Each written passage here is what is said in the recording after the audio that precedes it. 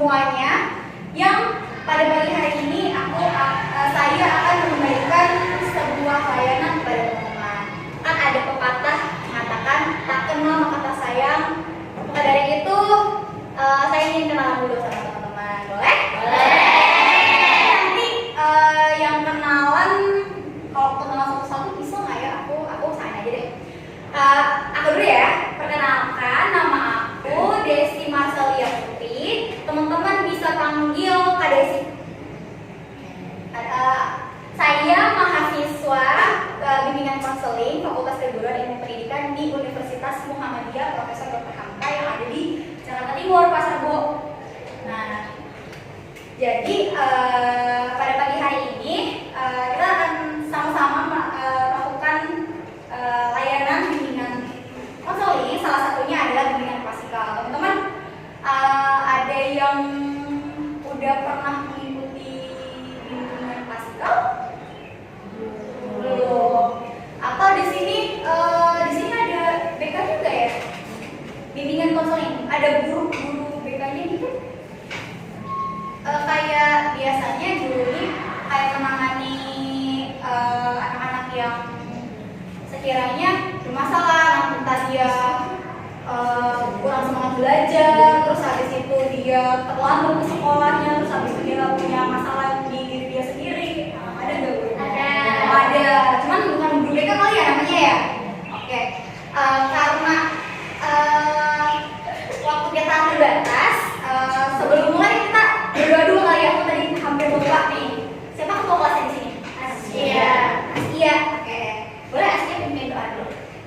Bismillahirrahmanirrahim. La ilaha illallah, la mawjuda illallah, la ilaha illallah, la ma'buda illallah, la ilaha illallah, la maghluba illallah.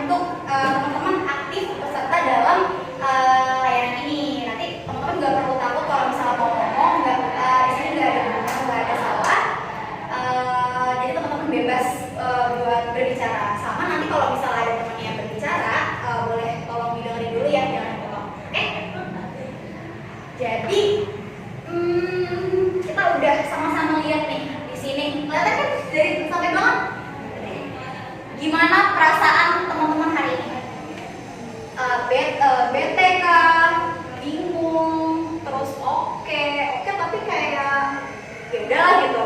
Terus ada yang gimana ya, saya yang sedih. Jadi dari ekspresi ini kira-kira teman-teman menggambarkan gambar yang mana nih? Yang pertama, yang kedua, yang ketiga, keempat, atau kelima?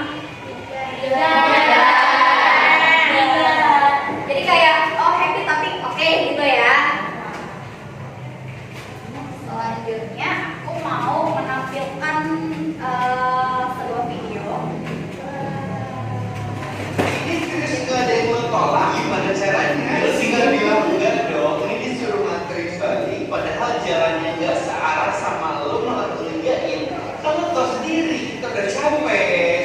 Ini apa lagi? Temennya lagi buat makan seminggu lagi, tapi dia kasihan. Kita yang kasihan kita.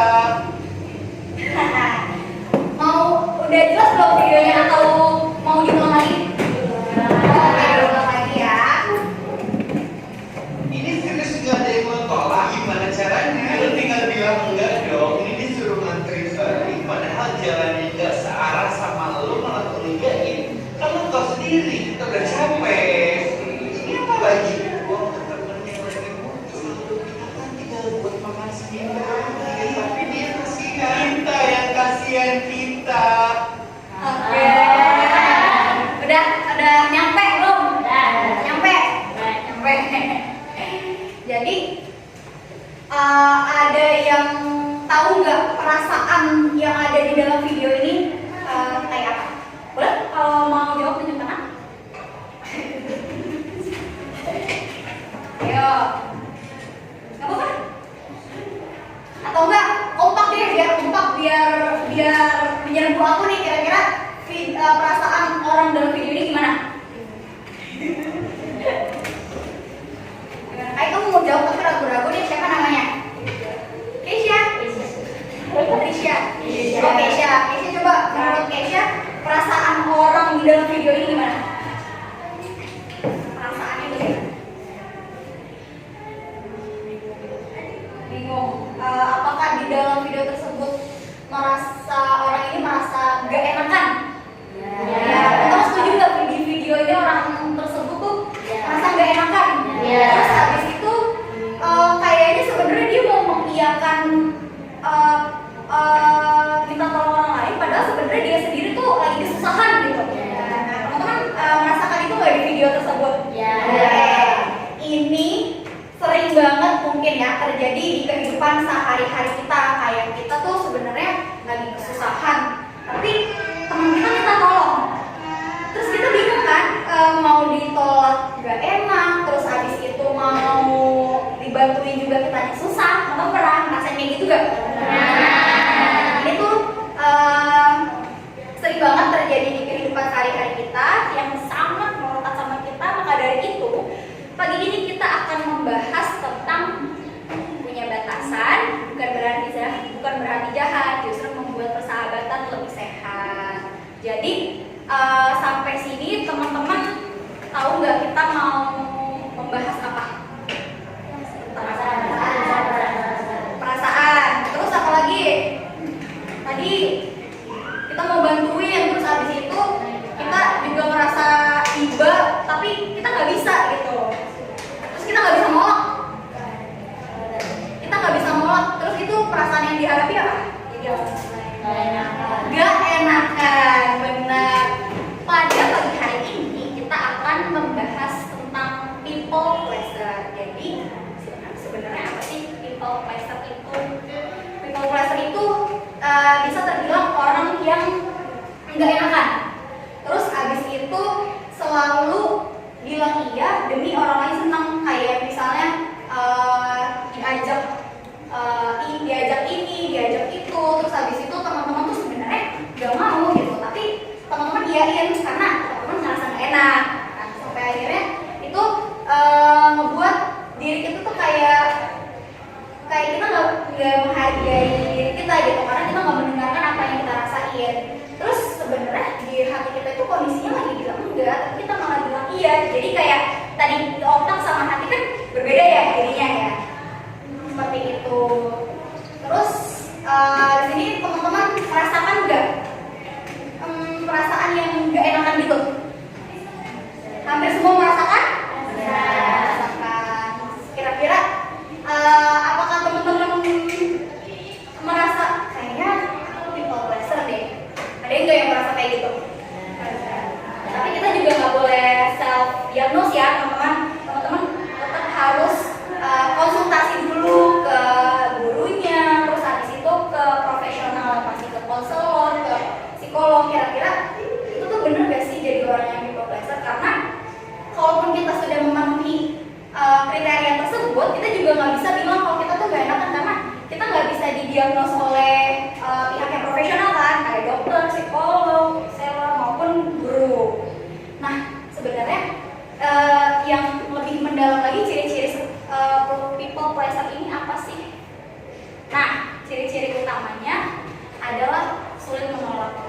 Misalnya teman-teman kan hidup di asrama ya, tinggal di asrama bareng-bareng kan sama teman-temannya.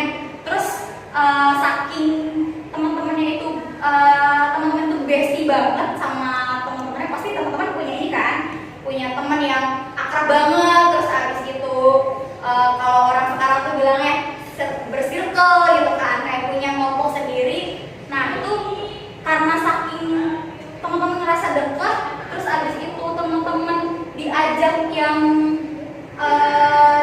sebenarnya teman-teman itu nggak mau. Misalnya teman-teman lagi belajar, terus abis itu teman-teman diajak main nih sama setelah kayak yuk main gitu kan, ngapain sih belajar, kan kita sehari-hari udah belajar gitu, apa sih kita belajar lagi. Terus perasaan itu muncul yang akhirnya teman-teman itu sulit menolak. Nah yang kedua itu ada perasaan terpendam. Jadi selama teman-teman kayak memaksakan kehendak teman-teman buat kayak ya udah deh iya ikut aja, iya aja deh gitu kan, iyain aja gitu kan. Tapi sebenarnya di dalam perasaan teman-teman kayak nyesel gak kalau misalnya udah mengiyakan, kayak mengiyakan tapi teman-teman sebenarnya gak mau ikut gitu.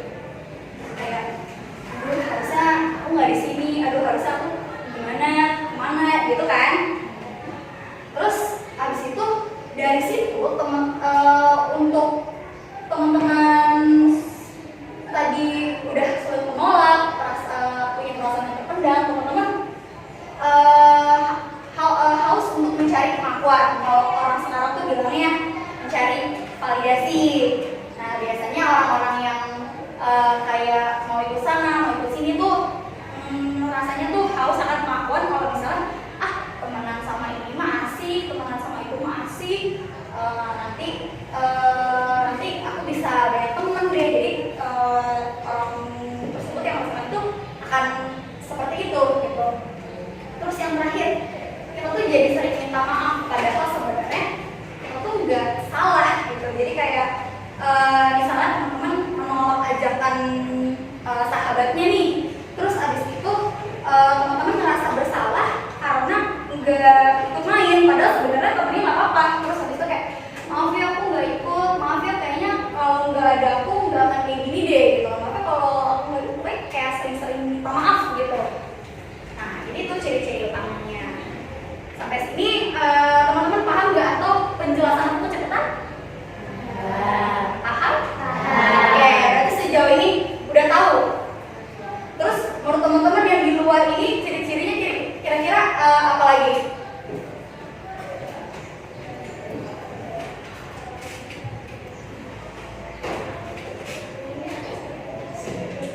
Tapi kurang lebih ada yang di sini kan? Maksudnya ciri-cirinya kayak sulit menolak, punya perasaan terpendam, terus mencari pengakuan sampai sering minta maaf. Terus selanjutnya dari ciri-ciri tadi muncullah pertanyaan, kenapa sih kita sulit bilang enggak? Kadang teman-teman ngerasa nggak enak nggak kalau nolak temannya? Biasanya dalam hal seperti apa? Dalam permasalahan seperti apa? Kalau nolak, minta tolong. Biasanya minta tolong terus kamunya teman-teman merasa kesusahan tapi dia minta tolong gitu. Terus mau nolak juga nggak enak. Tapi akhirnya teman-teman tolongin nggak? Tolongin. Karena walaupun tindak hati kita menolak, tapi tindakan nggak bisa menolak ya. Nah itu kenapa kita nggak bisa bilang enggak? Karena kita takut akan ditolak. Kalau misalnya kita takut nantinya akan nggak bisa diterima di masyarakat, kita nggak bisa ditemenin lagi. Ibaratnya kalau misalnya kita nggak ngeiyain perkataan teman kita tuh nggak ditemenin lagi, dijauhin, terus kita jadi sendirian, kan nggak enak. Apalagi kalian tuh hidup bareng-bareng. Terus kalau sendirian kan juga nggak nyaman kan rasanya. Terus abis itu sulit bilang enggak tuh karena kita nggak punya kepercayaan diri yang rendah. Jadi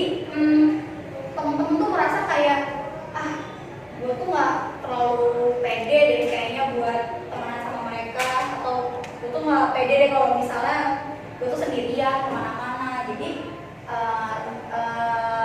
sampai akhirnya kita tuh menjadi individu yang sulit untuk menolak seseorang gitu, jadi people pleaser itu. Terus abis itu ini kita mengalami kecemasan, maaf ini kurang ini kayaknya, mengalami kecemasan. Kita ngerasa cemas gak kalau misalnya kita sulit bilang enggak. Jadi kayak kalau misalnya kita bilang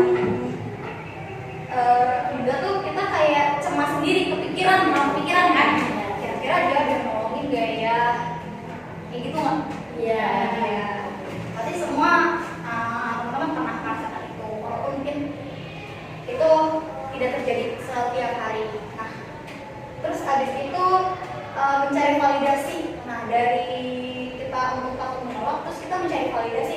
Sebenarnya kita tuh udah worth it belum ya buat orang lain. Terus abis itu kita tuh sebenarnya pantas gak sih buat orang lain.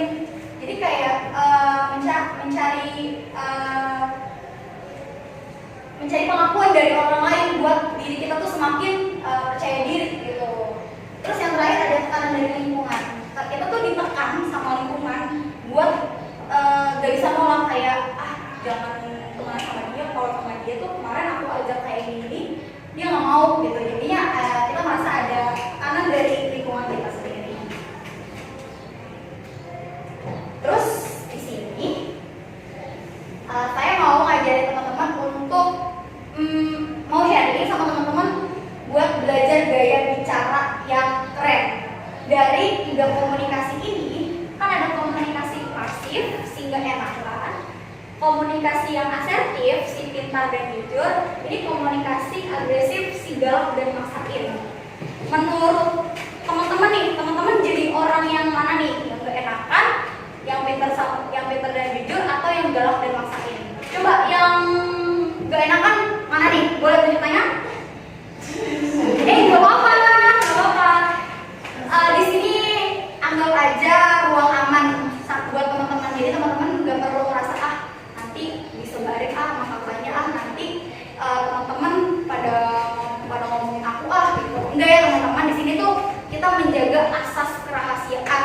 Jadi siapa nih teman-teman yang merasa kalau sebenarnya gaya komunikasi kita tuh pasif, yang nggak enakan, kayak kita tuh takut berantem sama teman kita. Jadi ya udah kita diam aja, ya udah kita iya aja, kita pasrah aja. Terus kita memendam perasaan, jadinya nyesek gitu. Terus habis itu masalahnya tuh gak pernah selesai, sampai akhirnya tertumpuk dan teman-teman tuh merasa gak nyaman dalam bergaul. Coba siapa yang merasa kayak gitu? Boleh tunjuk tangan? Oh, ada yang nggak ada yang merasakan? Ada nggak 1, 2 orang gitu? Tapi kalau nggak ada juga alhamdulillah berarti. Ada? Oh nggak ada sepertinya, berarti alhamdulillah teman-teman udah bisa ini ya, udah bisa jadi pribadi yang baik itu untuk diri sendiri maupun buat orang lain. Jangan-jangan teman-teman ini komunikasi asertif nih, si pintar dan jujur. Karena di sini juga diajarin ya kejujuran, terus habis itu amanah, kayak sifat-sifat Nabi. Coba yang teman-teman merasa kayaknya komunikasi aku sejauh ini udah asertif deh, aku udah pinter deh, aku udah jujur deh sama perasaan sendiri. Coba siapa? Angkat tangan yang merasa kayak gitu.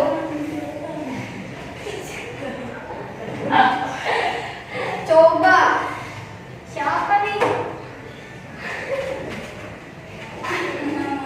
Coba aku mau kamu kenapa kamu bisa merasa diri kamu itu sebagai pribadi yang bisa berkomunikasi secara baik gitu. Jadi kamu tuh pintar dan jujur, seperti yang sifat-sifat itu berani, jujur, jelas dan tegas kalau berbicara, terus habis itu menghormati teman gitu. Kamu kenapa merasakan kayak gitu? Apa yang kamu rasakan? Apakah sejauh ini kamu merasa udah kayaknya baik, aku udah baik deh sama orang sendiri? Gimana menurut?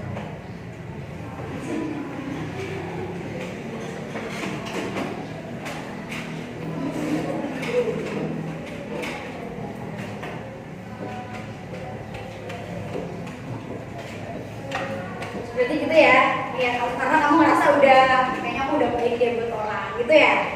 Oke. Terus habis itu emang teman-teman pernah merasakan kayaknya kita berhasil menyampaikan keinginan kita tanpa berantem. Pernah nggak ada yang pernah? Tapi sebenarnya ngerasa nggak enak juga nggak? Iya. Ya. Tapi akhirnya tersampaikan kan? Iya. Berantem nggak sama temennya? Tapi pernah berantem? Kayaknya keributan gitu tuh kita nggak pernah lepas dari kehidupan pertemanan kita ya. Terus komunikasi yang ketiga nih yang agresif, sigal dan maksain. Biasanya kita mau menang sendiri, terus kita biasanya maksain pendapat. Pokoknya harus pendapat aku yang dipakai, pokoknya omongan aku yang harus diikutin. Terus kita tuh cuek sama perasaan teman. Padahal sebenarnya itu mau didengarin, tapi kita cuek gitu. Teman-teman pernah nggak kayak gitu? Enggak. Alhamdulillah. Berarti di sini anak-anaknya pintar dan baik. Oke. Nah, dari semua yang kita bahas itu tuh kita perlu buat menentukan batasan diri kita. Jadi teman-teman udah tahu belum sebenarnya kita tuh harus bergaul sampai mana sih sama teman kita? Kita tuh boleh nggak sih terlalu dekat sama teman kita? Teman-teman tahu nggak batasannya harus sampai mana? Kayaknya kita tuh nggak boleh sampai yang nginep bareng deh atau kenal orang tua deh gitu, atau yang berlebihan. Kayaknya kita nggak boleh sampai yang bestie banget atau suka sama cowok yang sama. Wah, itu ada di sini, ada. Terus habis itu cowoknya milih siapa? Milih temen apa milih teman-teman yang lain? Cowoknya milih semua. Oh, berarti teman-teman bukan pilihannya dia ya? Second choice? Atau ya seperti itulah dinamika kehidupan remaja. Teman-teman kelas berapa sih? Dua SMP, dua STS ya. Terus kita tuh perlu banget buat menjaga batasan diri kita karena belajar bilang enggak itu belajar bilang enggak itu untuk hal yang mungkin kita nggak nyaman. Kalau misalnya kita nggak nyaman, berarti kita harus bilang enggak karena terus habis itu kita juga harus berani untuk minta apa yang kita butuhkan. Terus kenapa kita harus punya supaya kita itu nggak dimanfaatin sama orang lain? Teman-teman pernah dimanfaatin sama orang karena kita terlalu baik terus kita dimanfaatin? Terus habis itu kita tuh supaya kita punya privasi yang aman karena nggak semua hal itu harus diceritain ke orang lain. Teman-teman merasa teman-teman oversharing nggak? Misalnya kayak kayaknya aku cerita ini berlebihan deh, kayaknya teman-teman aku nggak perlu tahu soal ini deh. Teman-teman merasa gitu nggak?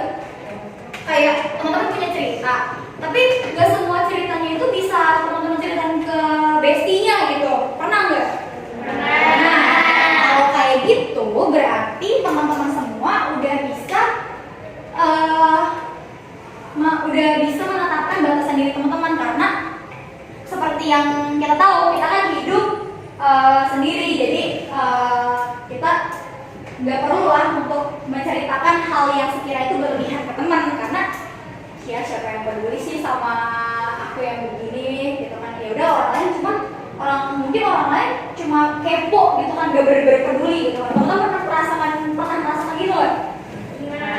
Kayak cerita tapi kayaknya dia pengen tahu aja deh, gak bener-bener peduli gitu. Pernah? Atau di sini ada nggak yang kayak gitu? Semoga nggak ada ya. Terus habis itu yang terakhir, biar hati kita tenang, kita tuh harus tahu dan kapan harus bantu orang lain, kapan kita harus bilang enggak, kapan kita harus bisa nolak. Pokoknya yang baik untuk diri kita sendiri. Nah, ini sebuah quotes gitu.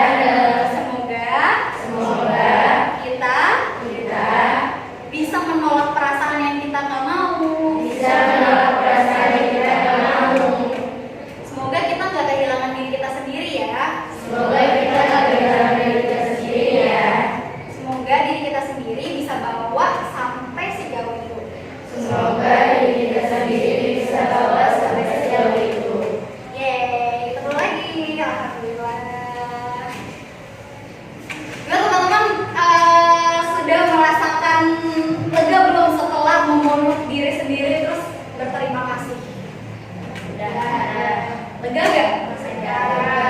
Alhamdulillah kalau misalnya teman-teman merasa lega, teman-teman merasa terbantu, boleh kalau nanti teman-teman merasa sendirian atau hilang arah gitu, teman-teman boleh memeluk diri teman-teman sendiri terus bilang makasih ya. Terus habis itu kalau bisa teman-teman itu nggak boleh sampai kehilangan diri teman sendiri karena kita karena nggak ada yang bisa membawa kita sejauh ini kalau bukan diri teman sendiri. Orang tua kan pasti punya kehidupan, jadi intinya kita tuh tetap butuh diri kita sendiri. Oke? Nah, aku punya games. Masih sebenarnya kita buat suatu kecil-kecilan. Jadi di sini teman-teman akan saya berikan kertas. Nanti nama proyeknya adalah aku berhak. Jadi teman-teman pada halaman pertama ini teman-teman menuliskan aku berhak. Terus habis itu teman-teman di sini menuliskan harapan-harapan teman-teman. Aku berhak dicintai, aku berhak disayang sama orang sekitar, aku berhak mendapatkan kasih sayang dari orang tua, aku berhak ditemenin sama teman-teman, aku berhak mendapatkan ranking 1 gitu misalnya.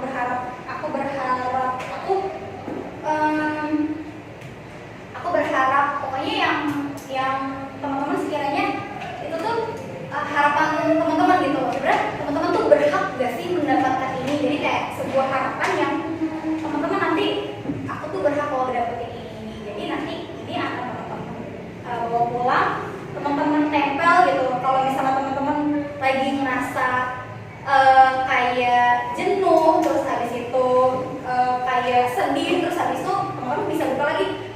Aku berhak, oh ternyata aku berhak kayak gini loh, kayak gitu. Ngerti gak? Ada yang kurang paham? Paham ya? Aku bawa ini. Di sini ada 18 orang betul? Tadi katanya ada 22, tapi yang 4-nya pulang. Aku bagiin dari mana dulu ya? Sini. Dari depan. Ini kan depan ke belakang atau dari belakang ke depan? Depan.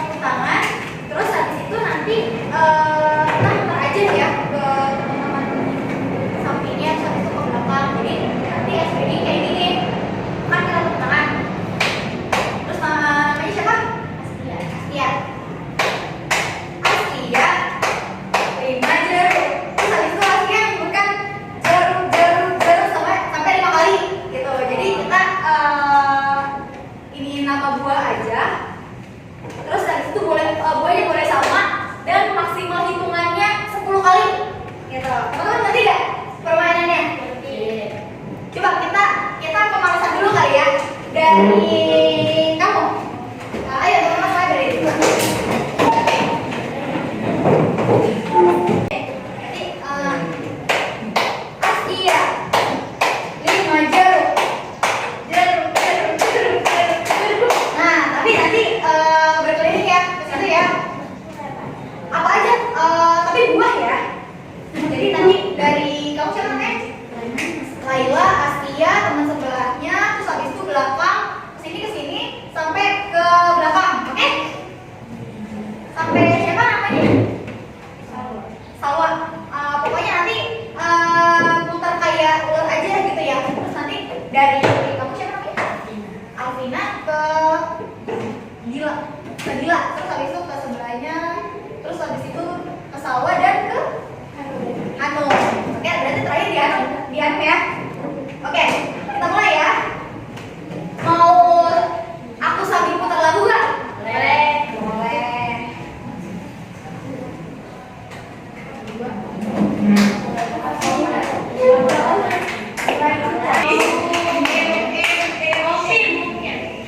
Mau mangga, mau mangga.